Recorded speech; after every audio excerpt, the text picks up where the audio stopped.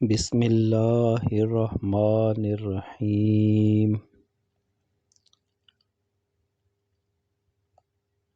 ابو عبد الرحمن حبلی بیان کرتے ہیں، میں نے عبداللہ بن عمر رضی اللہ عنہ سے سنا، ایک آدمی نے ان سے سوال پوچھا، کیا ہم مہاجر فقراء میں سے نہیں؟ عبداللہ رضی اللہ عنہ نے اسے فرمایا، کیا تمہاری بیوی ہے جس کے پاس تم رات بسر کرتے ہو؟ اس نے کہا، جی ہاں۔ انہوں نے فرمایا، کیا تیرے رہنے کے لیے گھر ہے؟ اس نے کہا، جی ہاں۔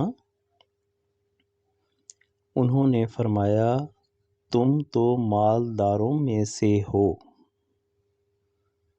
اس نے کہا، میرے پاس تو ایک خادم بھی ہے۔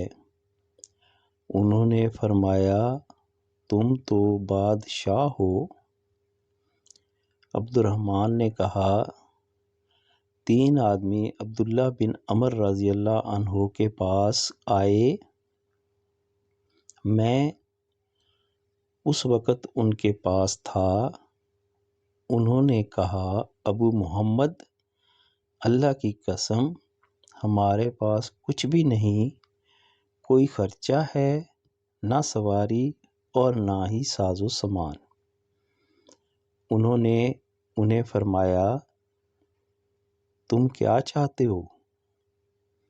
اگر تم کچھ چاہو تو تم ہمارے پاس آنا، اللہ نے تمہارے لیے جو میسر فرمایا وہ ہم تمہیں عطا کریں گے، اور اگر تم چاہو تو ہم تمہارا معاملہ بادشاہ سے ذکر کریں گے،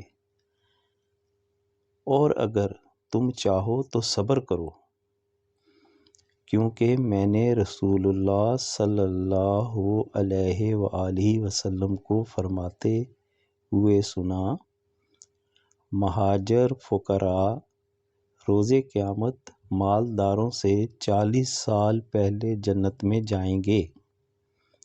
انہوں نے کہا، ہم صبر کرتے ہیں اور ہم کوئی چیز نہیں مانگیں گے۔